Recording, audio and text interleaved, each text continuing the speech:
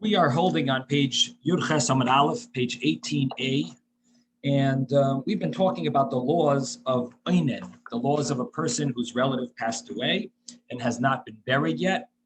I did mention to you that the laws of Einen are basically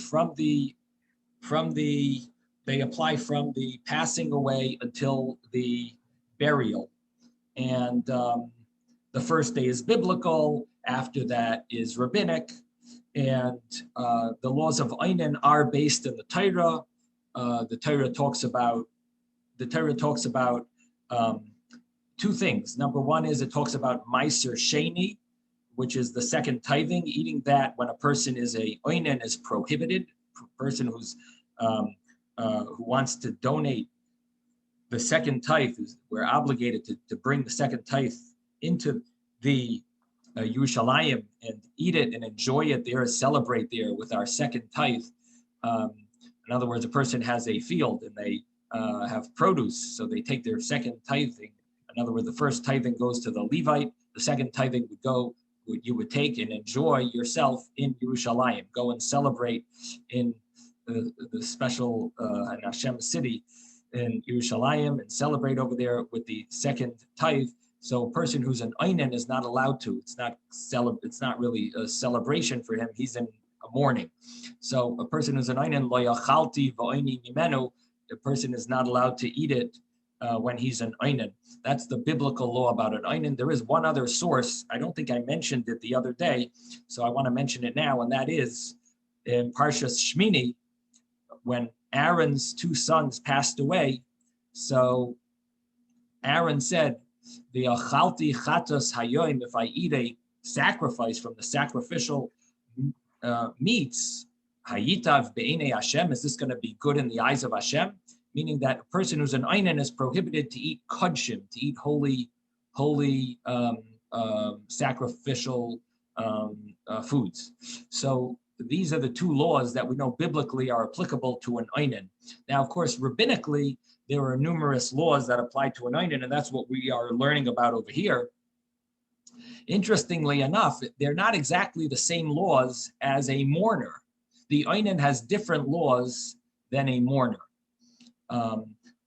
Now, biblically, all we know is these two laws about the second tithing and the kodshim and holy sacrificial meats. But rabbinically, what we're learning about here is the laws of their being exempt from many of the mitzvahs, or all the mitzvahs, all the positive mitzvahs. And that doesn't apply to a regular mourner. During Shiva, he's not exempt from mitzvahs. Only on the first day, he's exempt from tefillin. The day of the burial, he's exempt from tefillin. But a mourner is obligated during Shiva to do mitzvahs and so on. Yes, I'm sorry, I heard someone asking something. Did someone have a question? Phyllis said something. Let me make my sound a little higher. Okay, so that's more or less the general idea of Einen. Now, I did mention something interesting, that the Talmud does talk about Einen, the laws of Einen being applicable for an entire day, even like, let's say, the burial is during the first day of death. So the Einen person stays an Einen until that night or until the next morning. And the Talmud does talk about that. That's applicable to kodshim, to the biblical laws, that a person does stay an Einen and has these biblical laws about not eating holy meats and Meiser Sheni. That would apply even after the burial. However, the rabbinic laws do not apply after the burial. After the burial, all that applies after the burial is the laws of Shiva, and the laws of Einen do not continue. So, for example, during Einen, a person is prohibited from eating meat and drinking wine. After the burial, there's a meal that's had afterwards. It's called the Sudas Havra. It's a meal that's eaten afterwards. That meal, a person is allowed to have meat and drink wine. So the rabbinic laws of Einen do not apply after the burial, but the the biblical laws, interestingly, they're not applicable nowadays, so we don't really know about it, but the Talmud does mention about the laws of Einan and that they apply even after the burial. And we did have a Gemara. The reason I'm specifically mentioning it is because we did have a Gemara that mentioned about Aninos Laila, that there's a possibility of an Einan not be having the laws of a person who's an Einan having laws even after the burial. And so that applies to the biblical laws. So just to clarify that for those that were with us in the last session.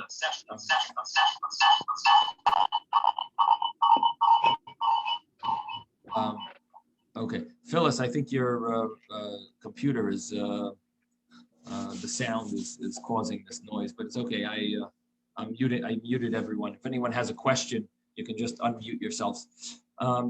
Okay, so let's just get clear what we've learned. Again, this is a complicated Gemara, and what's interesting is that once you know this Gemara, it makes it much easier whenever any laws, chas v'shalom, if anyone knows of anyone who's dealing with Shiva or Einan, they'll understand the laws now, because we sort of have much more clarity of the source of these laws. And we see it right here about being exempt and not being allowed to fulfill the mitzvahs. So this is basically the source in the Talmud of these laws. So yesterday we had a question about the person saying when he's an Einan, is he allowed to recite Tehillim? And so the law of Tehillim here, it mentions here, and I looked it up. A person who's not a relative are permitted to recite Tehillim in the presence of the deceased, which means even though we know that normally you don't do mitzvahs in the presence of a dead body, but reciting Tehillim is allowed. And some rule that the Einan too is permitted to do so if he is not the only one caring for the deceased. So there's a source that allows an Einan to recite Tehillim. So this is Moshe's question yesterday. So I just wanted to answer it, that there is a source, there is an opinion that says that the Einan is allowed to recite Tehillim, even though an Einan is exempt from all mitzvahs and he's even not supposed to do mitzvahs. But reciting Tehillim, according to at least one or two opinions, seems like it's allowed. Yes, Robert. My understanding is Tehillim are, they're readings of comfort for people. So that's something that's positive to essentially give them some hope for the future. That's the way that I interpret it. It sounds like a nice explanation. I'm not sure if it fits. Okay. And I'll tell you why.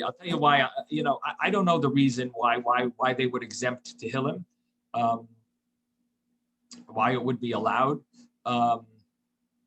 Maybe for the benefit of the deceased, I'm thinking that might be a reason. In other words, you don't really enjoy it, so it's not an enjoyable thing because reciting Tehillim is normally not it's not joy, like but it's comfort. It is comfort. So on the one hand, you're right, it's comfort. And that would be for someone who's reciting it and enjoying the meaning. But a lot of people recite Tehillim. Appreciate the meaning. A lot of people recite Tehillim more for the mitzvah of Tehillim. It's almost like a spiritual medicine.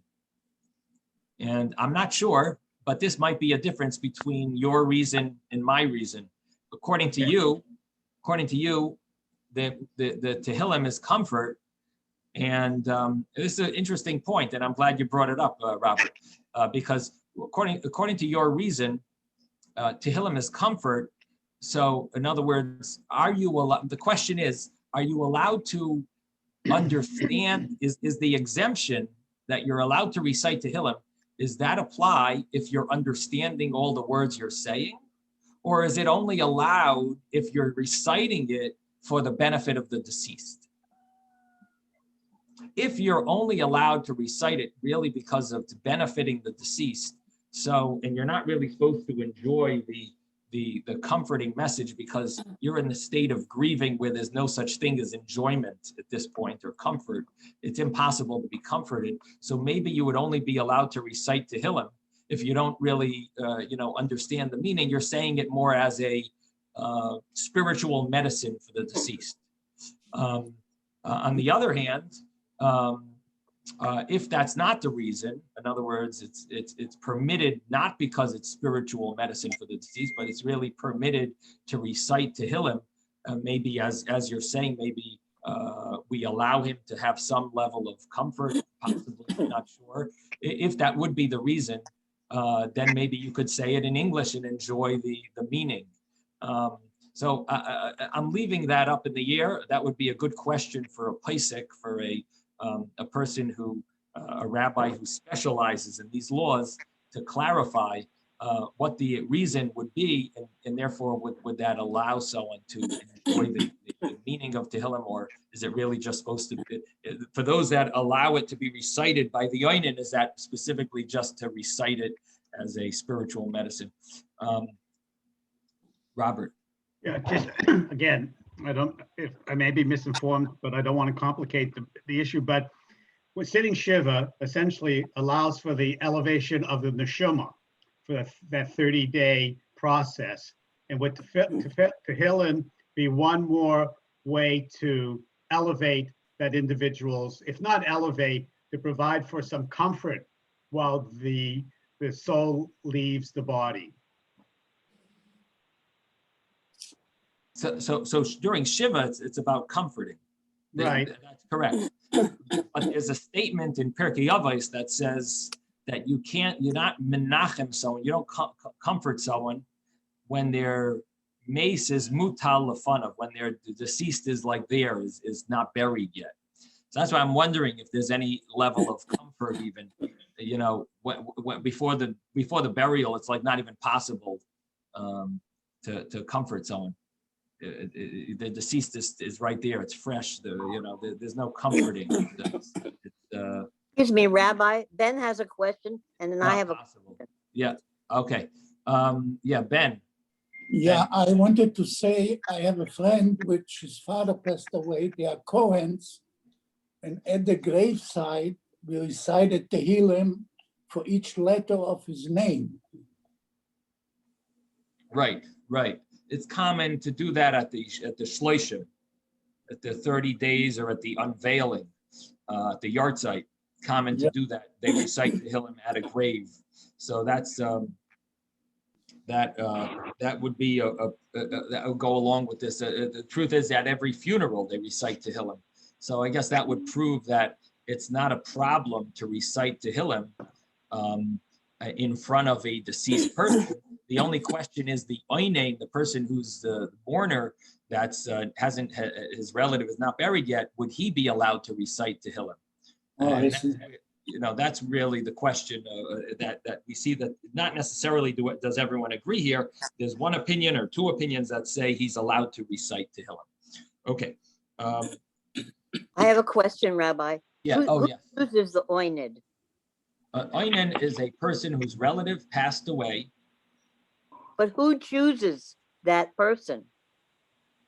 Who makes the choice? Who's going to be oined? All the relatives, all the close relatives, the mother of the deceased, the father of the deceased, the brother, the sister, the son, the daughter, the spouse, all of those 7 relatives are called oinins. So God, all of them? All of them. They're all included in the category so of not just one person? No. All of them are included in that category, and they are considered oinens and either not obligated in fulfilling mitzvahs, or they are not allowed to fulfill positive mitzvahs. Yes, Ben. When the class started, I checked in 8 minutes before, and when you started talking, I was still not allowed in. So we had to change iPads. I don't know why. Okay, I'm not sure. It's good you're mentioning it. I'll keep it in mind in the future. Maybe I'll try to open up a little earlier than 5 minutes before. No, Okay. 5 minutes is good. No, the people could talk, people could schmooze together. Maybe I should open it a little earlier. Okay, we'll see. So that's the laws of Tehillim. That was a question that someone asked yesterday. There is an argument among the commentaries. Do the laws of Shiva begin early from the time of death, or do the laws of Shiva begin after Oinen ends? In other words, the laws of Oinen end at the burial. Is that when the laws of Shiva begin? Or do the laws of Shiva begin from the death? What would the difference be? Would a person be allowed to take a shower? The laws of Oinen don't necessarily prohibit showers. The laws of Oinen, in other words, there are different laws. The laws of Oinen prohibit meat and wine, but the laws of Shiva do not prohibit meat and wine. The laws of Shiva prohibit wearing shoes. The laws of Oinen permit wearing shoes, leather shoes. The laws of Shiva prohibit having relations, marital relations. The laws of Oinen, it's questionable. In one of the Gemaras that we learned, we see that it's talked about, but it's a little unclear if a person is allowed to have relations during or obligated or prohibited during Oinen, the laws of Oinen. But during Shiva, a person is not allowed to have marital relations. So it ends up being a machlokes. There's an argument among the commentaries if Shiva begins from the beginning. And I'll just read for you in the book called Mourning and Halacha. So it has like the practical side of it, and it mentions that that on the one hand, until the burial, the onen is permitted to wear shoes, but he's forbidden to have marital relations, to bathe, to put lotions and oils on himself, to take part in joyful occasions, to exchange greetings, to have a haircut or shave, or to study Torah. So what it comes out, and he's forbidden to work or engage in business. Even his store shouldn't be open, even if he has a partner. And the only exemption if he has a partner is that he can, the partner can, according to some, the partner can open up the store and not give any of the profits to the person who's the oinen. So these laws pretty much seem to emphasize that the laws of Shiva begin from the death. The laws of Shiva begin from the death. The only thing that's surprising is why is he allowed to wear shoes? I wanted to answer that. Yeah, what's the answer? Why would he be allowed to wear shoes? I think because when you're not with the person that dies, and you are told that the person died, that your brother died, you're wearing shoes, but you're already oinen until you can change your shoes. So you're allowed to wear it because how can you not wear it? What about if you're in the middle of taking a shower and during the shower, would that mean you should be able to take? You can stop the shower, So but you're not going to take your shoes off on the street when you're told that your brother passed away. You have to get home and change your shoes. Right. That's an interesting thought. But the reason that I saw brought down is that shoes, it's necessary to wear shoes or make the arrangements. If he had to go barefoot, he cannot properly arrange for the burial. And so that's the reason that I saw brought down. But your thought is an interesting thought. I didn't see it. Yes, Robert. Yeah.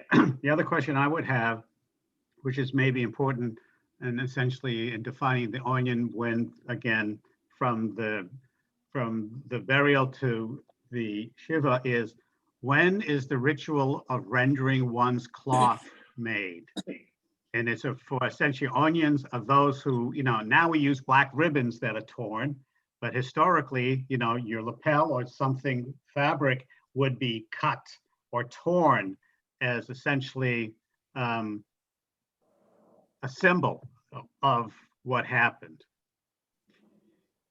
Well, you're asking a question about the tearing, and the answer is that the tearing is not connected to the oinen or to shiva. It's the tearing is simply connected to the death that it's done at the most sad moment.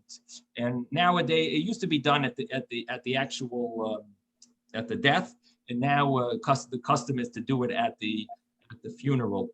So it's not really connected to the oinen or to the shiva. It's more connected to death, and it's done.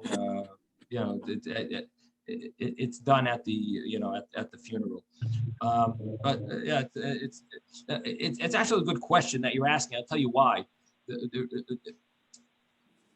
One of the, I guess it depends on the reason for the tearing, but one of the reasons is because it's sort of allowing one to reveal, to open up and express their loss. And according to that, it really should apply more during the shiva than during the state of oinen, because during the state of oinen, you're not really you can't deal with that. You're dealing with burial. So according to that, it would make more sense to do it during the shiva. But there are other reasons that apply, and I guess they would apply right from the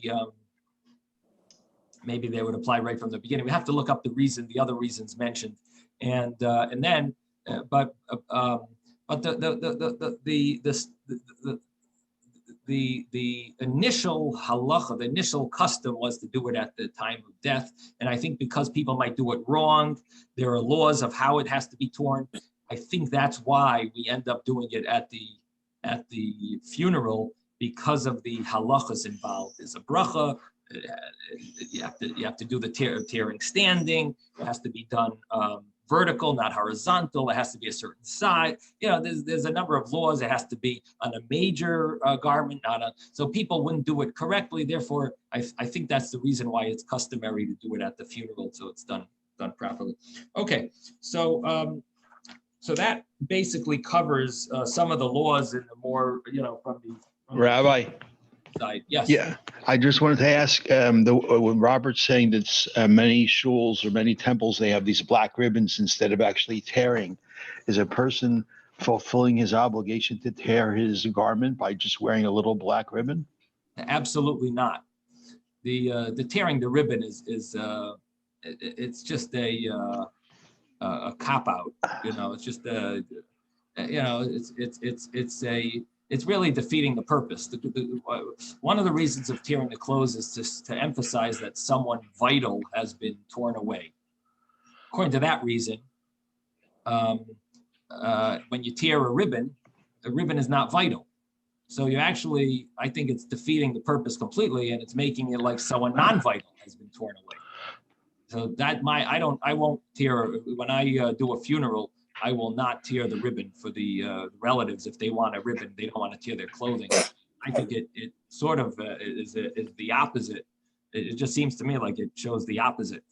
Then the other reason that I mentioned earlier, that it's to open up, that the person wants to after the passing, they want to open up, allow themselves to grieve. So what does tearing a ribbon do? That's not opening. Rabbi, what do you tear when you do a funeral? You want to be able to let your emotions be open. So that would be a reason to tear clothing. Tearing a little ribbon has zero to do with the with the heart. So anyway, it's absolutely not part of the law. There are laws about tearing, and that it doesn't fulfill any of the laws. The law, that's why we do it at the funeral, as I mentioned. So it's not tearing the ribbon is it's like a joke as far. Rabbi, so what do you tear? How do you? A person is supposed to tear their main garment, like the shirt, or if they're wearing a jacket, they have to tear the jacket and the shirt. If they're wearing a coat, they do not have to. In other words, it's not you that does the tearing; it's the person that's wearing the garment tears it. The relative of the deceased, one of those 7 relatives. I see. is supposed to tear. Normally, the rabbi helps them because it's very hard to tear a garment. So the rabbi normally makes a little cut, and the person tears it further. In other words, the oinen, the relative, the mourner pulls their garment while the rabbi gives a little tear with a razor. And while they're pulling it, it allows it to tear, up to like 3.5, 4 inches. And, all right, that garment, is that garment worn for 30 days? That garment is worn for the Shiva. Okay, For the Shiva. Okay. So going back to the Gemara, so we had this argument between Rashi and Tosfos. Are the person who's an Oinen, is he exempt from doing mitzvahs? Or Tosfos said he's prohibited from doing mitzvahs. And we mentioned the reason of Rashi, he's exempt because he's involved in a mitzvah. His mind is involved in his relative who passed away. Oisek b'mitzvah pater min ha-mitzvah. Person who's engrossed in a mitzvah is preoccupied with a mitzvah, is exempt from other mitzvahs. And so that was Rashi's reason he's exempt. Not only is he involved in a mitzvah, his mind is concerned about the mitzvah. He's tarud. Tarud means he's overwhelmed with this mitzvah. In his mind, he's thinking about it. And Tosfos's reason he's prohibited to do the mitzvahs, we said there's 2 reasons brought. One was that it is an honor to the deceased that the relatives have undivided attention.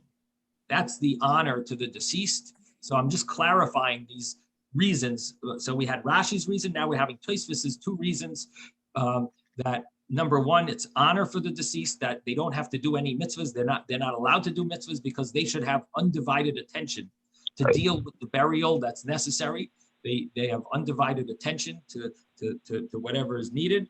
And the other reason is that if they are not exempt from mitzvahs, they might end up causing a delay, because who's going to take care of the deceased? So it's not to honor the deceased, it's to make sure the burial gets done without delay. And so the difference between these 2 reasons is if there is someone who's dealing with the burial completely, one of the relatives is taking that all on their shoulders and they don't need any help from any of the other relatives. So in that case, you don't have the reason of the fact that the deceased want to take care of him, because the deceased has it all, it's all set with there is a person taking care of the deceased. So that would not be a reason to be exempt or to be prohibited from doing mitzvahs, but you do have the reason of honor, that all the relatives should have undivided attention to be able to deal with the deceased. It's an honor for the deceased that the relatives should be able to have undivided attention, even though one of them is dealing with it, but it's still an honor that all of the relatives, all of the close relatives are exempt. So that would be the 2 reasons, and that would be the difference between the reasons. So that's the main reasons that we're dealing with here. And we did have a question in the Gemara that the Gemara initially thought that it has to be that the deceased is in front of the relative who's either exempt or prohibited from doing mitzvahs. Mutal lefanav is the Hebrew words, and that was the Gemara's question. Is it specifically when the deceased is in front of him? Number 1, that's when it's honor for the deceased. That's when you're going to be dealing with the funeral arrangements. So that's when he needs someone to be involved. That's when you're involved in a mitzvah, you're exempt, your mind is consumed with this mitzvah, and maybe that would be the only time that you would be exempt or prohibited from doing mitzvahs. And the Gemara's answer was that there were 2 answers. And one of the answers was, that's right. Only when the deceased is in front of the relative is the relative exempt or prohibited from doing mitzvahs. That was Rav Papa's explanation, that only when the deceased is in front of him is he exempt. Otherwise, he's not exempt from doing mitzvahs. Why? Because the deceased is not there. His mind is not as consumed with this mitzvah. now, and therefore he would be obligated or obligated in doing other mitzvahs. And or according to the other reason, it's not an honor for the deceased if the deceased is not there. That would be Rav Papa's explanation. Rav Ashi said a different reason, and that we learned yesterday. Rav Ashi said that it doesn't have to be that the deceased is in front of the mourner. We brought a proof. Does anyone know what the proof was? That the deceased doesn't have to be there. What was the proof then? Yeah. Abraham was the one that left Sarah and went to buy the plot. That's correct. Abraham, he left and he went to buy the plot. And what is the term that Abraham uses when he goes to buy the plot? He says, what is the word there? He says, Milefanai.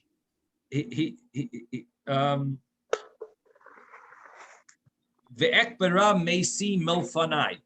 I will bury my deceased from before me. But he had already left the deceased to go buy a plot. He's saying that the deceased is before him, is in front of him.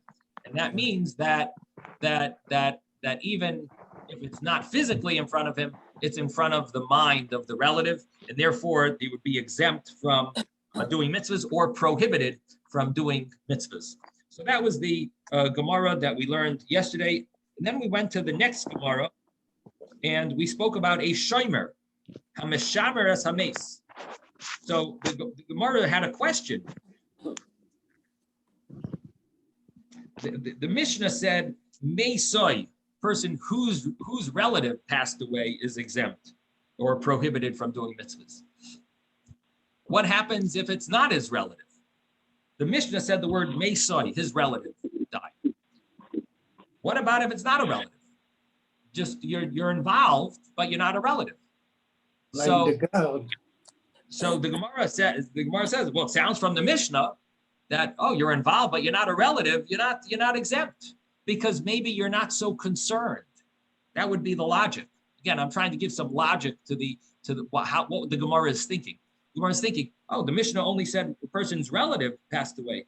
It's more, it affects his heart. It's more emotional and affects their mind. So they can't really do mitzvahs. They can't be obligated to mitzvahs. They're torod, their mind is consumed.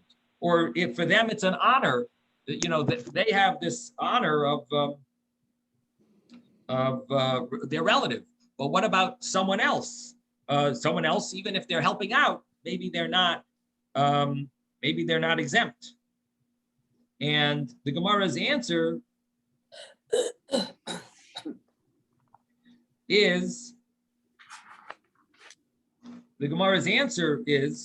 that even a person who's watching, who's doing the shmirah, he is exempt from all mitzvahs and all positive mitzvahs, and the person whose relative passed away is also exempt. So what comes out is that the person who's watching the deceased, he's exempt. The reason being is because he's involved in taking care of the deceased. Now, we're soon going to see what this shmirah means. Why does a person need to have a shomer? So the Gemara, we're going to see a hint in the Gemara what the reason is. So I'm not going to share it with you now. I'll keep you in suspense. You'll soon try to figure it out from the Gemara. But at this point, we just know that there's a mitzvah to have a shomer.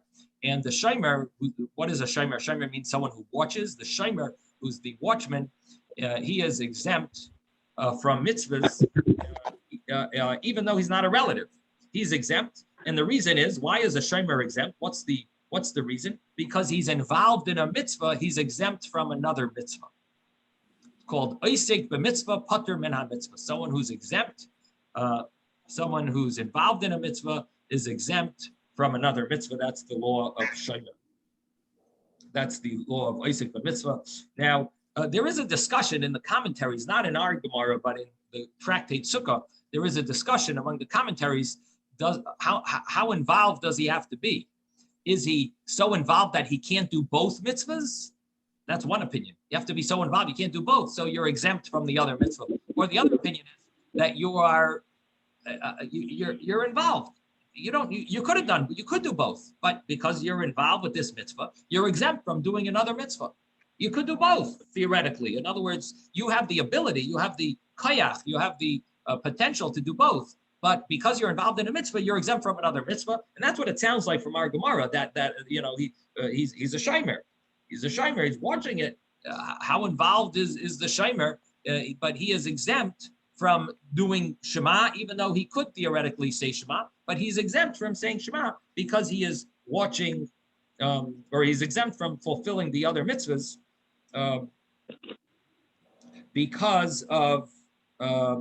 because he's watching the mace. Although I am, Rabbi, yes, a shomer, your eyes are busy. You can't take your eyes off because otherwise you're not really guarding the body.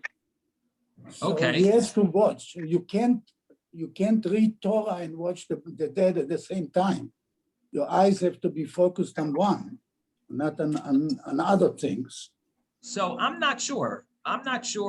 How much concentration is necessary watching in other words, what are they exactly watching? We'll soon see. What they're, but are they really keeping their eyes on the deceased 24/7, or could they read? I mean, from my understanding, what do the Shomrim do? They read Tehillim. So they do say Tehillim, but they are exempt from the other mitzvahs, and they're exempt from the mitzvahs because they're involved in this mitzvah. But it's possible. There definitely are opinions that explain that even though they could do both, they're not obligated to, or they don't have to do the other mitzvah. They're busy with this mitzvah. They're oisek b'mitzvah. They're involved. They're exempt from the other mitzvahs. Okay, now the Gemara. One question. The shomer is not a relative, correct? Right. Correct. Okay. It doesn't have to be. It could be. It could be a relative, but it's not necessarily a relative. Okay. Rabbi. Yeah. I don't know if this is a dumb question or not, but if a person doesn't wear tzitzis in a cemetery, you don't, because you don't want to be mocking the person who passed away. But if you're saying Tehillim, I mean, obviously the rabbis decided that that's okay, but how is that not also, you're saying to the dead body, you can't say Tehillim. I'm sitting here saying Tehillim 24/7 in front of you. Right, and that applies not only to the shomer, that applies in a funeral, that applies at a shloshim.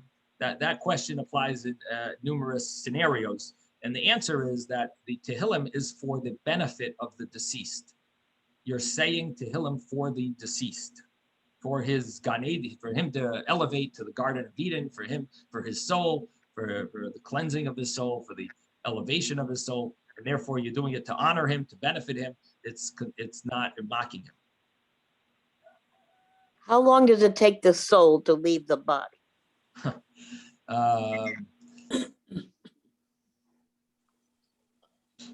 There's discussion about it during the Shiva. Does the soul stay in the house of the mourner? In other words, it doesn't take long for the soul to leave the body. The question is, where is the soul after death?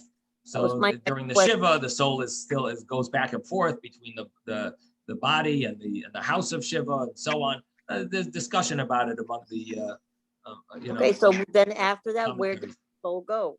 Ultimately, the body is supposed to go. The soul goes to heaven and enjoys Gan Eden, the Garden of Eden. Where is heaven? And at the same time, we'll see on the next page of Gemara. The question is, is the soul involved in what's going on in the earth? So these are good questions. You're going to see the next Gemara on the next page has a lot of interesting insights about it. Okay, so let's continue. Sounds good.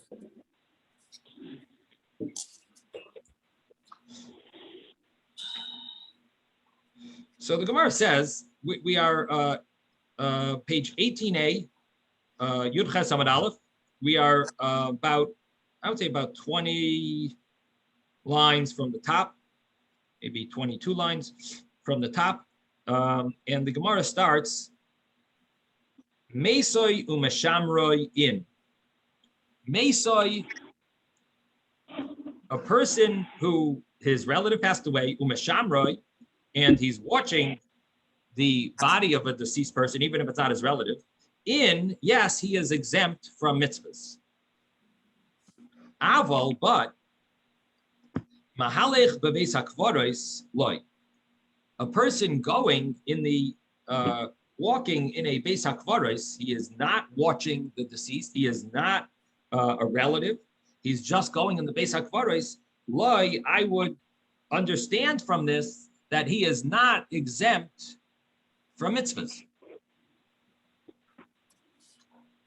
And the Gemara asks, "V'hatanya," but we learned in a brisa, we have a source from the Tanoim, from the authors, the Mishnah, the authors of the Mishnah, who also spoke brisas, also had authoritative statements that were not edited into the Mishnah. They're called brisas. We learned in a brisa, "Lo yahalich adam bebeis hakvaros utfilin b'reishai." A person should not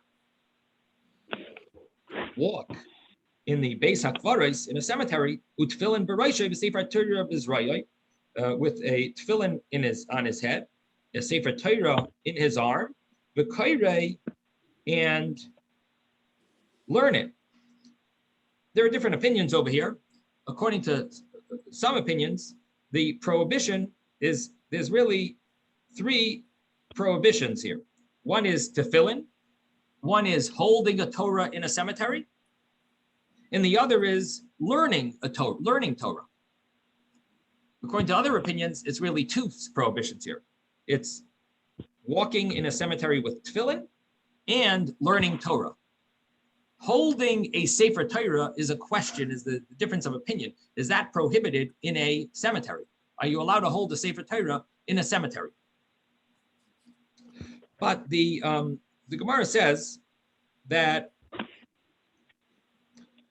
the law is the person should not be doing that. Should not be doing either these two things or these three things, depending on how you learn. V'im oisakain, and if a person does that, he transgresses because of the law of person who mocks the poor, blasphemes his creator. And so that is the prohibition of mocking those that cannot fulfill mitzvahs, and you're doing mitzvahs in front of them. You're having tefillin, you're learning Torah, and according to some, you're holding a Torah. Yes, Ben. When the rabbi is at the burial, doesn't he carry a Sefer Torah or a Siddur? So it would seem that the answer is that he's doing that for the honor of the deceased, just like reading Tehillim. He's doing for the honor. That would seem to be the reason. According to those opinions, that you're not allowed to have a Torah scroll, you probably would not be allowed to have a siddur, right? That's what it would seem. So it would seem that that's the reason. For the benefit of the dead. For the benefit. So the Gemara is asking a question here. We see here that being in a cemetery is already a exemption of fulfilling these mitzvahs. You don't do mitzvahs in a cemetery.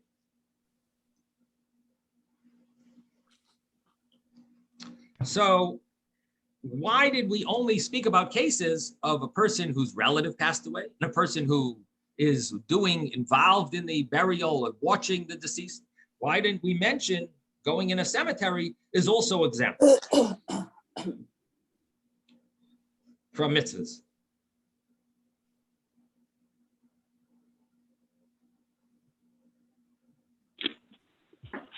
And the Gemara answers and says that there's a difference. The reason why it's not mentioned is there's a difference. Hasam, I skipped a word. Hasam, over there, over there, within 4 amos, within 4 cubits, it's prohibited, which is 6 to 8 feet, different opinions. And that's where it's prohibited. But outside of 4 amos, a person is obligated, and it would be obligated in fulfilling mitzvahs, and it would not be a problem of loyeg larosh, of mocking the poor. The Amar Mar, as Master said in another place, Meis Taifes Dalar Amos L'Kriyashma, a deceased person controls 4 Amos. He holds the 4 cubits, 6 to 8 feet, for Kriyashma. It would be prohibited in his presence and within that amount of space to say Kriyashma.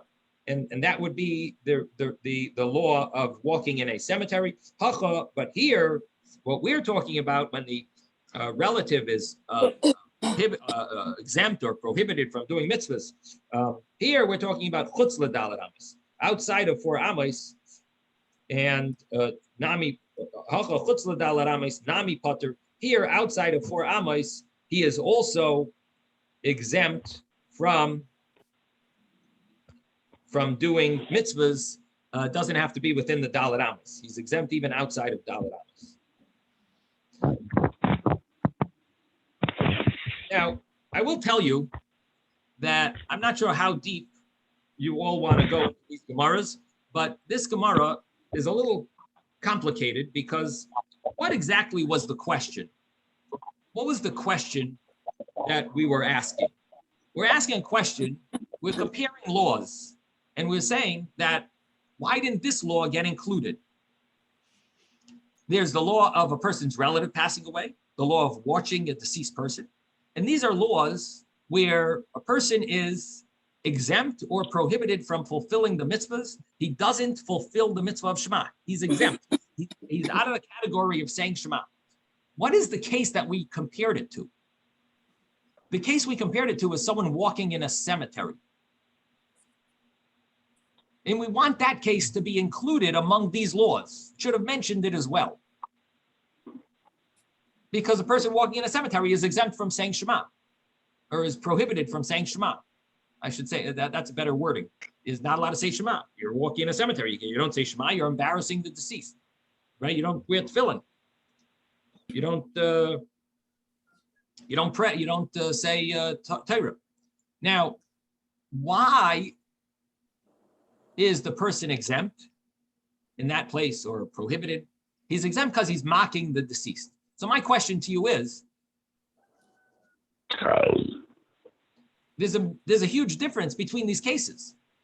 The case of walking in a cemetery, is he really exempt from saying Shema? If a person walks in a cemetery, he doesn't have to say Shema. If I go visit a grave and it's 9 o'clock in the morning, and the time for Shema is 10 o'clock. Am I really exempt? I go visit to pray at the grave. I don't, say some Tehillim there at the grave. I don't have to recite Shema. No, that's not true. I do.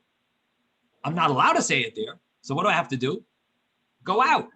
I'm not really exempt from Shema. I got to go out and say Shema. The law in a cemetery is that's not a place to say Shema. You don't say Shema in a cemetery. You don't study Torah in a cemetery. You don't put tefillin on in a cemetery. Am I exempt from tefillin? No. I got to go out and put tefillin on. I'll go outside and put tefillin on. It's totally a different laws. They're not exempt over there. They just can't do it now.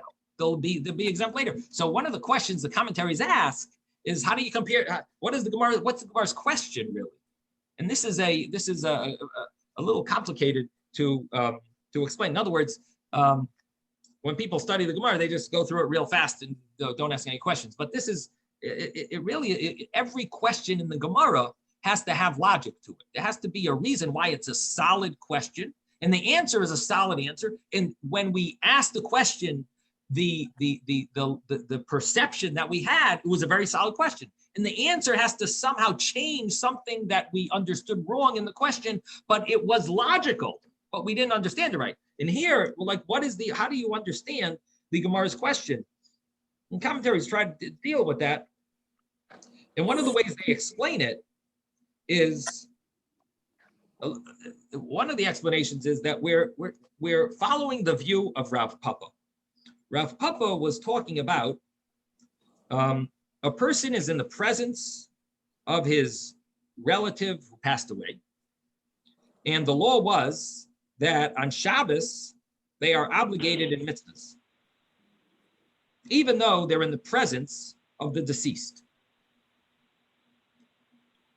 That was the opinion of Rav Papa. Again, Rav Ashi argued with him, but Rav Papa felt that the explanation of the Brisa and the Mishnah flow together. They're both talking about the deceased is in front of the person, is in front of the relative, and the relative is exempt from all these mitzvahs or prohibited from the mitzvahs during the week. But on Shabbos, because he can't deal with the burial, on Shabbos he is obligated in mitzvahs. So the Gemara is asking and comparing that case with the cemetery. And the Gemara is saying, you see from the laws that if it's Shabbos, you're obligated in mitzvahs, even though you're in front of the deceased. Obviously, we don't consider this mocking the poor when you do mitzvahs in front of the poor. There's no law of mocking the poor, mocking the deceased, which are poor. And here, the Brisa tells us that in a cemetery, there is mocking the poor, and you are not allowed to have tefillin on or study Torah in a cemetery. So the Gemara is really questioning: is there a law called lo yeg larash that applies to a deceased person when it comes to doing mitzvahs? In other words, we know it's a verse, lo yeg larash, you're not allowed to mock the poor, but does that apply to someone who's poor in mitzvahs and you're doing mitzvahs in front of them? Does that really apply? Does that really mock them? Are they embarrassed of it? That's what the Gemara is asking. And the Gemara answers that, yes, there is a law of lo yeg larash, but there's a difference between if you're within 4 amos or outside of 4 amos. Rav Papa's case, where the mace is mutal lefanov, where the deceased is in front of him, and on Shabbos he's obligated in mitzvahs, that case is applicable if he's not within 6 feet. Not within 6 feet. He does mitzvahs on Shabbos, even though he's an oinen, he's normally exempt from mitzvahs or prohibited from mitzvahs, but here he is going to be obligated in mitzvahs because he's not within 4 but the law of lo yeg larash applies within 4 amos, and that applies in a cemetery. So now we've explained the question of the Gemara and the answer of the Gemara, which is not the simple reading of it, but that would be a way to that. This is the one of the explanations of how the Gemara flows, and you can understand the question and you understand the answer. Yes, Ben. I wanted to say Shabbat doche all other things except life is the only thing that you doche Shabbat to preserve. Now in a cemetery you don't preserving life. So I think that's the reason that there is a difference in the law here. Could you say that one more time? I didn't really understand. The only reason you doche Shabbat is to save a life. Yeah, but here we're talking about the person's relative. Oh, you're saying so here he's obligated because Right, Shabbos. he's obligated to keep the Shabbat. We're not talking about transgressing. It's not doche Shabbat. Yeah, no, but we're not transgressing the laws of Shabbos. We're talking about fulfilling the positive mitzvahs that happen to be on Shabbos. In other words, you're doing mitzvahs on Shabbos, but it's not transgressing. We're not dealing with the laws of transgressing Shabbos. We're dealing with mitzvahs that can be done. You can wear your tzitzis on you daven, you learn Torah on Shabbos. You could you eat meat and drink wine. These are not part of the laws of transgressing Shabbos. So it's not the same thing. You're talking about transgressing a negative commandment on Shabbos. We're talking about doing the positive mitzvahs, not only for Shabbos, but regular positive mitzvahs happen to be on Shabbos. You're benching, you're saying brachos, you're saying the blessings on food. It has nothing to do with Shabbos. But I'm saying that shouldn't you're not mevayesh amet when you're keeping Shabbos. Yeah, but we're not talking about keeping Shabbos. We're talking about, let's say you wake up in the morning and you want to have, okay, so you're drinking your coffee, okay? Yeah. So you're saying a bracha on your coffee, right? And that has nothing to do with keeping Shabbos. You're drinking the coffee to wake up, okay? You're drinking your coffee. Do you say a bracha on the coffee? So the law is nothing to do with Shabbos. The law is that because it's Shabbos and you can't be involved in burial at this time because it's Shabbos, So therefore, you do the regular mitzvahs that would be applicable during the week, which are like making brachas and so on. Okay. So that's the difference. That's the point. Okay, so now we're up to the next piece of Gemara. Rabbi, Yeah. I wanted to say that the Gemara says a person shouldn't walk into a cemetery with tefillin on his head, implying that tefillin on the head is the difficulty because maybe it's a higher pair of tefillin, whereas tefillin on the roach is there's a difference. I did see something about that. It could be, and I'm not sure if I saw this, it could be that the hand tefillin is normally covered. So the head tefillin is what's normally revealed, and that's why it would be more of a problem, the head tefillin. I have to look up and make sure that what I'm telling you is correct, but that could be the answer to your question. But without the head film, it doesn't count as you'd say. Just 1 second. I'm going to mute everyone. We hear a lot of coughing and other stuff. So let me mute everyone. And Ben, you can ask your question, but unmute yourself. I wanted to say that without the head film, it's not like you're wearing film. It doesn't count. Oh, no. That's even if they're part of one mitzvah, but each mitzvah has even if it's one bracha, I should say, but it's two parts of a mitzvah, and each one you do without the other. So if a person can't put the head tefillin on, they do the hand tefillin. If they only do, of course, you're supposed to have both, and you're right. The head tefillin is supposed to have both. For davening, you need both.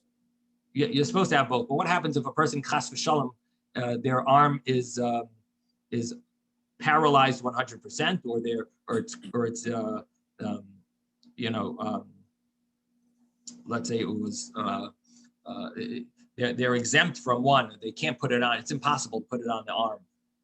Or their arm is amputated. Or if they have a medical device that's attached to their arm, it's impossible to do the arm tefillin. Could they do the head tefillin? Normally we say no. You're supposed to have your head tefillin with the hayula taitafais. Normally it's supposed to be only when you have both, you have the head tefillin. But in this case, no. If you can't, you can do the head tefillin without the other. You can do the head tefillin without the other in these type of scenarios.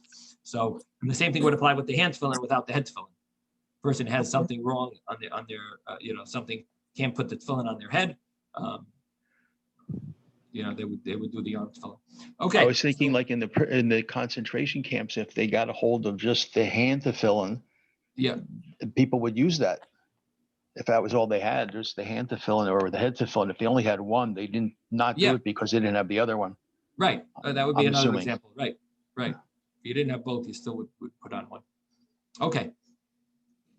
So let's see. We have 2 minutes left. Let's try to start the next Gemara. Gufa, the Gemara. We're at the 2 dots, 2 lines before the wide lines. Gufa means we just learned before. This is exactly quoting what we just learned before. Hamashamer es hameis. If a person is guarding the deceased, even if it's not his relative, hater mikriya shema min tefillah, he's exempt from shema, tefillah, shema, prayer, umenat tefillin, from phylacteries, and mikol mitzvahs amurs b'Torah, from all mitzvahs that are mentioned in the Torah. And as we've explained before, that this refers to all positive mitzvahs. And the reason is this person is watching the mace. He's a shomer. He is exempt.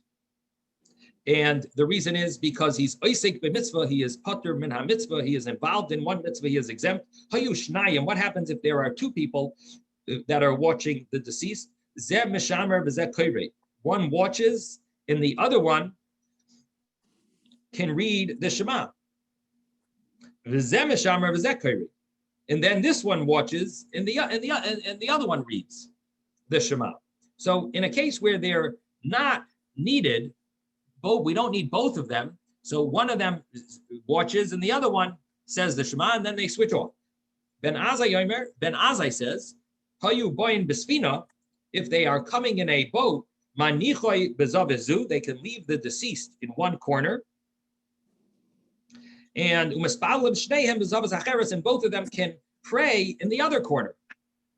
So that means that they don't both have to divide up in one watches, they could even leave the deceased for this time period that they need to for their prayer, and they both could pray at the same time, meaning they're not really necessary as a shayma. They could leave. So the Gemara asks, so what is my beinayu? What is the difference in logic? Why would Ben Azai hold this? Amar Ravina. Ravina says, are we concerned for achbarim, for mice in a boat? Mar savar chayshinon, umar savar lechayshinon. Master holds that we are worried and concerned about mice on a ship. Umar savar, and the other master holds we are not concerned about mice on a ship. So if you hold you're concerned about mice on a ship, that would be a reason why you don't want to have anyone, any deceased person without someone watching constantly. There should always be someone watching because of mice. According to the other opinion that there's not mice, you don't have mice on ships. According to that opinion, we're not concerned about it.